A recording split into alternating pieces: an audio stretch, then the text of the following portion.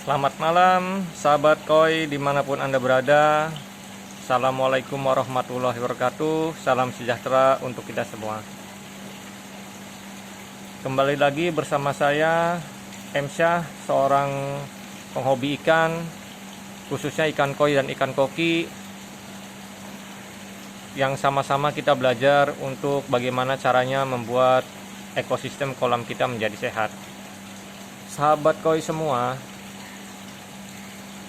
tentunya kolam beton adalah ekosistem tertutup, sahabat semua. Jadi kolam beton ini adalah ekosistem tertutup ya. Berbeda dengan kolam empang atau kolam alam yang dimana air mengalir, dripping air secara alami terus-menerus ada, sehingga amoniak yang di dalamnya bisa relatif hilang dan berkurang.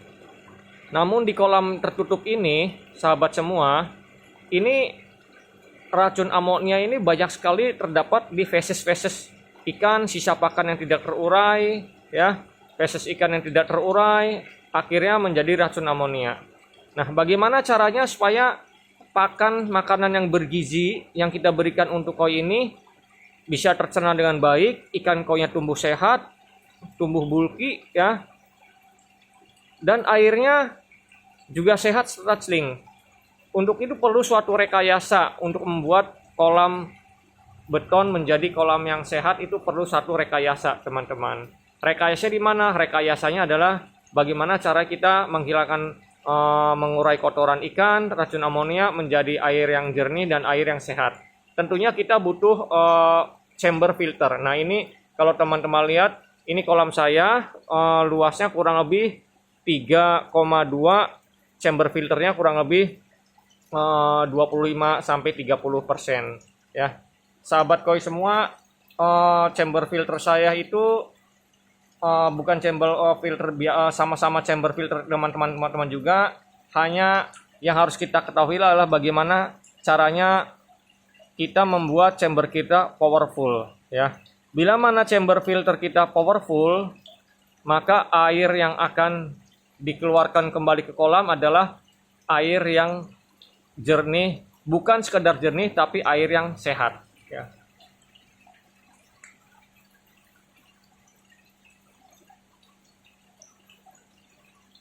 Tentunya untuk membuat chamber filter kita powerful agar kolam kita sehat, itu minimal kapasitas volume chamber filter adalah idealnya 30% dari luas kolam. Itu yang pertama. Chamber filter 30% terdiri dari luas kolam, dan chamber filter harus ada minimal ada 3 chamber, maling sedikit 3 chamber ya, yaitu chamber mekanis, chamber biologis, dan chamber pompa dicampur chamber mekanis. Apabila chamber filter kita kecil, ruang kecil, maka kita bisa rekayasa dengan menambah beberapa chamber filter tambahan lain. Semisal di sini saya memanfaatkan bak waterfall saya untuk menjadi chamber filter. Jadi di waterfall ini kita sekat lagi menjadi, kita kasih media biologis menjadi chamber filter. Untuk titik-titik dead spot yang ada di bawah yang tidak tersedot oleh bottom dream, saya menggunakan chamber eksternal lagi, chamber tabung ya, chamber tabung dari tong ya. Yang ini murni mekanis, masuk ke biologis, masuk lagi ke bak waterfall, masuk lagi dan rekayasa lagi menjadi chamber samping saya. Ini chamber biologis, masuk lagi kemari. Akhirnya disinilah chamber filter saya total bisa lebih dari 30% ya. Mengapa chamber filter harus lebih atau 30%? Itu pertama agar kita maintain-nya tidak begitu sering. Kenapa? Karena bila chamber kita sempit kecil, itu tidak jadi masalah asal kita rajin dripping dan rajin backwash chamber mekanis. Karena apa? Karena di chamber mekanis itulah garda paling terdepan pengolahan limbah racun amonia. Untuk meningkatkan kualitas chamber filter itu ada berbagai macam cara. Yang pertama, penempatan media yang tepat. Jadi di tempat media mekanis adalah harus kita chamber media mekanis. Apa saja media mekanis? Media mekanis itu bisa satu brush, ya. Kalau tidak ada brush, bisa kita pakai yang semi mekanis, semi biologis, jaring nelayan. Ya, jadi brush jaring nelayan adalah chamber mekanis dan chamber semi biologisnya jaring nelayan. Di chamber mekanis dan chamber semi biologis bisa juga kita menggunakan yang namanya jet mat, atau di yang lebih kecil lagi, lebih rapat lagi adalah biofoam. Di atas yang lebih rapat lagi chamber mekanis adalah kita bisa pakai namanya kapas dakron atau NEM filter kalau yang dijual di pasar-pasaran ya. Nah, itu jadi chamber mekanis itu harus bagus ya. Karena ruangan saya sempit, maka di chamber satu ini saya ruang pengendapan sekaligus chamber mekanis. Sebaiknya chamber filter ini bila teman-teman punya space yang luas, di chamber satu ini sebelum chamber mekanis ada namanya chamber settlement atau chamber pengendapan, atau biasa juga orang menyebutnya vortex. Kenapa? Agar kotorannya mengendap ke bawah, lalu kita bisa backwash setiap saat. Air yang dari chamber settlement ini masuk ke chamber mekanis sudah menjadi air bersih. Itu yang paling top ya. Jadi kalau teman-teman mau merancang kolam, bila mana tempatnya memadai, usahakan dan wajib ada chamber settlement, yaitu chamber pengendapan di mana seperti vortex, di mana air kotoran mengendap, kita bisa backwash setiap saat. Jadi air yang mengalir ke chamber satu, chamber mekanis adalah air yang sudah bersih. Tapi apa daya, namanya juga rumah komplek, halamannya sempit, maka chamber settlement ini saya gabung menjadi chamber mekanis, teman-teman ya. Jadi di chamber mekanis ini saya pakai jaring nelayan dan jet map ya. Gitu. Nanti kalau ada kesempatan saya akan coba ganti menjadi menggunakan brush ya. Ya. Dari chamber 1, chamber mekanis, itu kita lari ke chamber kedua, chamber semi biologis. Chamber semi biologis saya adalah full jet map, di atasnya ada biofoam, di atasnya lagi saya pakai kapas dakron ya. Jadi untuk chamber semi biologisnya seperti itu. Lalu chamber yang paling besar adalah chamber ketiga. Di sini chamber biologis itu saya pakai full batu apung. Dari chamber biologis saya masuk ke chamber pompa. Di sini saya manfaatkan saya tempatkan di chamber pompa ini saya menggunakan oyster ya. Oyster ini adalah sebagai pH buffer media kimia. Ditarik dengan menggunakan pompa ke bak waterfall. Di sini saya sekat lagi menjadi 3 bagian. Di kanan kiri saya kasih biobol. Di sini kasih UV. Sebelum UV saya kasih zeolit ya. Kasih zeolit. Ya. Zeolit saya fungsikan sebagai apa? Supaya kadar racun yang masih ada bisa kita lebih minimalisir lagi untuk kembali ke kolam. Tapi hati-hati teman-teman, apabila kita mau menggunakan zeolit sebagai tambahan media filter kimia, itu yang harus diperhatikan adalah pada saat kita treatment obat-obatan, treatment garam itu harus diangkat. Karena apa? Karena bila tidak akan berisiko terjadinya amoniak yang kembali lagi, yang sudah diserap zeolitnya akan dimuntahkan kembali lagi ke kolam ini. Akhirnya kolam ini justru terjadi kebanyakan amoniak, akhirnya ikan satu persatu tumbang. Atau orang sering menyebutnya bom amonia.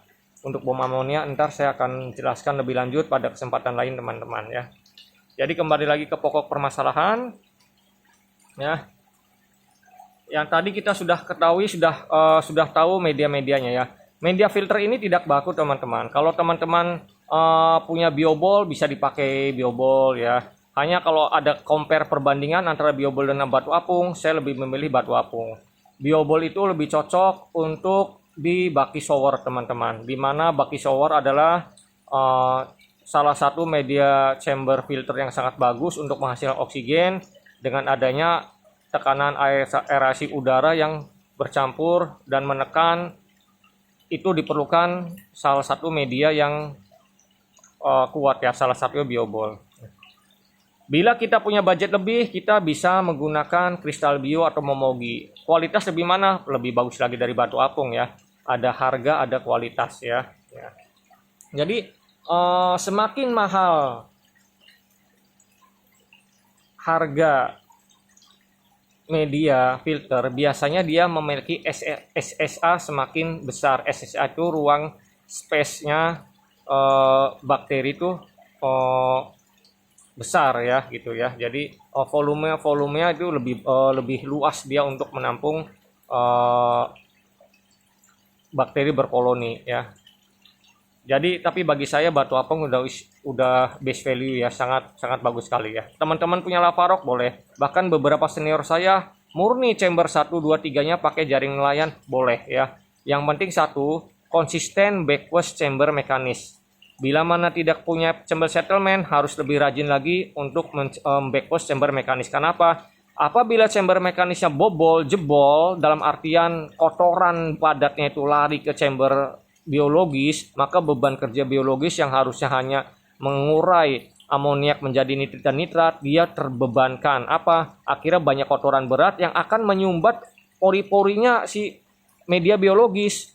Akhirnya batu apung apa segala macam kebanyakan tersumbat sama kotoran-kotoran padat tadi. Akhirnya apa sih? Bakterinya sulit berkoloni. Kalau bakterinya sulit berkoloni, apa jadinya? Ya media filternya kurang powerful. Semakin lama semakin banyak kotoran padat, clogging. Apa? Udah clogging, udah sumbat. Akhirnya apa? Ya air cuma mengalir aja tanpa terjadinya proses nitrifikasi. Kok tiba-tiba kolam saya banyak ikan mati satu persatu? Kenapa? Ya tadi udah clogging, istilahnya udah tersumbat bakteri. Kenapa? Karena chamber mekanisnya jarang di backwash ya. Chamber mekanisnya jarang di backwash, kotoran masuk ke chamber biologis, akhirnya chamber biologis permukaan untuk ruang bakteri berkoloninya penuh dengan kotoran. Akhirnya apa yang terjadi? Ya tadi bakteri untuk berkoloninya sedikit sekali. Akhirnya apa? Tidak mampu mengurai amoniak dan nitrit. Kolam pun akhirnya tidak sehat. Itu ya teman-teman ya. Jadi pentingnya untuk membuat media filter kita kuat adalah backwash chamber mekanis itu ya. Jangan sering-sering lupa backwash chamber mekanis ya. Kalau Anda orang yang sehat, orang yang kuat, seminggu sekali backwash chamber mekanis. Kalau Anda punya settlement dengan model Vortex, bisa 3 hari sekali, tinggal angkat pipa, kotoran keluar, sudah luar biasa ya. Ketiga teman-teman, untuk membuat ruang filter powerful adalah jangan lupa pastikan Anda memiliki ruang backwash. Kenapa? Bila Anda tidak memiliki ruang backwash, Anda akan males dan akan capek sekali untuk membuat membackwash chamber mekanis ya teman-teman. Contohnya nih kolam nih, kalau kita tidak punya ruang backwash, Anda bisa bayangkan sendiri akan sulit sekali. Jadi saya harus nutup bottom drum yang di tengah sana. Jebur ke sana itu nggak ringan teman-teman ya, dalamnya 1,2. Kalau sering-seringnya susah juga ya. Sebaiknya kalau kita punya bisa mengakalinya, di sini saya kalau mau backwash, saya di sini ada pipa, saya tinggal tutup saja pipa dari sana ya. Saya rekayasa, saya tutup, jadi air tidak mengalir. Lalu di paling ujung ini ada tempat untuk backwashnya, untuk buka pipa 1, pipa 2, pipa 3. Jadi semua media chamber ruang filter ini ada ruang backwashnya di sini teman-teman ya. Jadi usahakan bila Anda ingin membuat kolam, buatlah ruang chamber backwash ya, biar tidak sulit untuk membackwash. Kenapa? Karena posisi kolam saya itu lebih tinggi dibanding dengan sejajar dengan ini ya, paritnya ya. Kalau seandainya mudah saja sih kalau backwash kolamnya itu paritnya itu lebih rendah, itu akan lebih enak. Nah ini kolamnya ini paritnya ini kadang-kadang lebih tinggi, jadi sulit. Akhirnya apa? Akhirnya karena ini lebih dalam dari parit, akhirnya saya harus pakai chamber pompa, chamber backwash untuk menyedot kotoran-kotoran di ruang filter ini yang akan kita backwash menuju selokan di depan sana. Selanjutnya teman-teman, untuk membuat tadi selain backwash chamber mekanis, kita juga harus maintain chamber biologis. Jadi maintenance chamber biologis bagaimana ya? Chamber biologis ini tidak harus sering-sering di backwash. Jangan sering-sering membackwash chamber biologis ya. Karena apa? Karena disitulah jantungnya ekosistem kolam kita ya. Jadi jantungnya ada di chamber biologis ya. Jadi racun amoniak yang dari feses kotoran ikan ini dari bottom drum tersedot kemari, tersaring kotoran padatnya, amoniaknya masuk, amoniak dioksidasi ya, amoniak dioksidasi NH. Jadi oleh bakteri Nitrosomonas.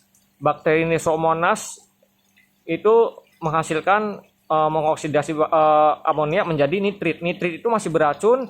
Nitrit dioksidasi lagi di chamber biologis menjadi nitrat. Nitrat itu yang zat yang sudah relatif netral. Nitrat masuk kemari ke kolam ya. Masuk kemari ke kolam. Jadi kolam ini sudah relatif bersih dari racun amoniak ya.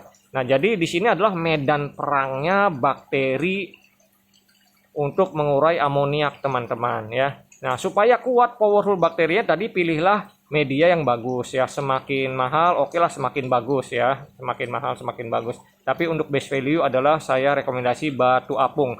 Kalau milih batu apung, teman-teman cari batu apung yang kualitas super, di mana dia kalau dibelah memiliki rongga banyak dan pada saat direndam air dia harus terapung ya, harus terapung. Itu batu apung yang bagus, yang super ya. Nah, bila kolam baru, ini bisa ditambahkan bakteri starter, probiotik bakteri starter. Ini mereknya macam-macam, teman-teman. Ini saya contohkan aja ada 4. Ada Visco bentuknya bubuk, ada Bactoplus bentuknya cair, ada Super Battle bentuknya bubuk, ada Nitrobacter bentuknya bubuk ya. Silakan saja ya, silakan dipakai untuk teman-teman yang cocok yang mana. Keempat-empatnya saya sudah pakai dan puas semua ya. Semuanya best value ya, ada harga, ada rupa ya teman-teman ya. Nah, ini bila mana kolam pertama, misalkan Anda kolam pertama, 1 bulan pertama jangan pakai bakteri ini dulu, karena 1 bulan pertama kan ini belum ada nitrifikasi. Jadi setelah ada kolam ikan tester ya, ikan tester masuk, kasih pakan, kasih pelet, sebulan dari ikan tester masuk. Nah, ini kita bisa tambahkan untuk mempercepat, bisa tambahkan bakteri starter, probiotik bakteri starter yang kandungan bakteri nitrobakternya paling tinggi ya, untuk memperkuat chamber biologis ya. Nah, untuk selanjutnya bila mana chamber filter Anda sudah mature, kolam Anda sudah lama, ini bisa Anda gunakan dengan dosis maintenance ya, dosis sedikit saja ya. Misalkan contohnya nitrobakter 1 gram untuk 1 ton air ya. Ini untuk 20 mili untuk 1 ton air ya. Ini juga sama 2 gram untuk 1 ton air ya. Hampir sama juga Super Battle. Nah, ini bisa diberikan di malam hari setelah Anda backwash chamber mekanis seminggu sekali atau 2 minggu sekali ya. Dengan dosis sedikit saja untuk maintenance, untuk memperkuat media biologis ya. Nah, itu beberapa tips dari saya bagaimana supaya chamber filter kita powerful ya teman-teman ya. Nah, untuk membuat chamber filter powerful juga jangan lupa jantungnya adalah di chamber biologis, di mana terjadi proses nitrifikasi tadi. Amonia dioksidasi menjadi oleh bakteri Nitrosomonas menjadi nitrit yang beracun, nitrit dioksidasi lagi oleh bakteri Nitrobacter menjadi nitrat. Nah, semuanya oleh bakteri Nitrosomonas dan Nitrobacter. Kedua bakteri itu adalah non-motel, jadi dia tidak melayang-layang, tidak di sini. Dia hidup di rongga-rongga rumah bakteri seperti batu apung, kristal bio, momogi, biobol dan lain-lain. Nah, itu ruangan itu perlu tempat yang gelap, makanya chamber filter harus tertutup karena dia untuk nitrifikasi itu perlu ruang yang gelap ya. Nah, kedua, dia juga butuh oksigen. Nah, butuh oksigen, makanya ini saya oksigen ada aerator ada 2, yang satu ACDC saya buat di kolam 24 jam, yang ini saya khusus untuk chamber biologis di sini teman-teman ya, di chamber biologis ya.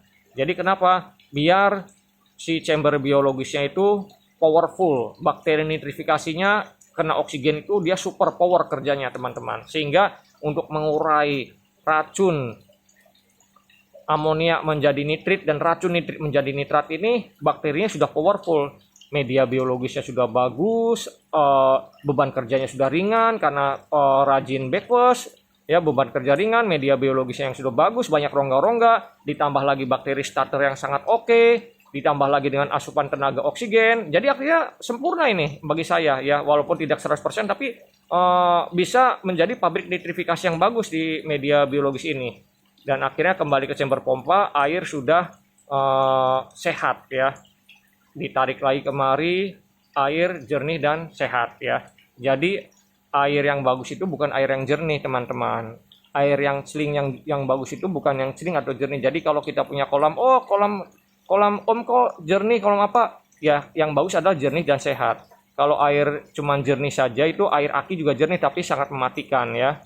Nah, jadi air yang bagus adalah air yang jernih dan sehat. Gimana air buat air jernih dan sehat? Ya tadi chamber biologisnya harus mampu menjadi pabrik nitrifikasi yang powerful.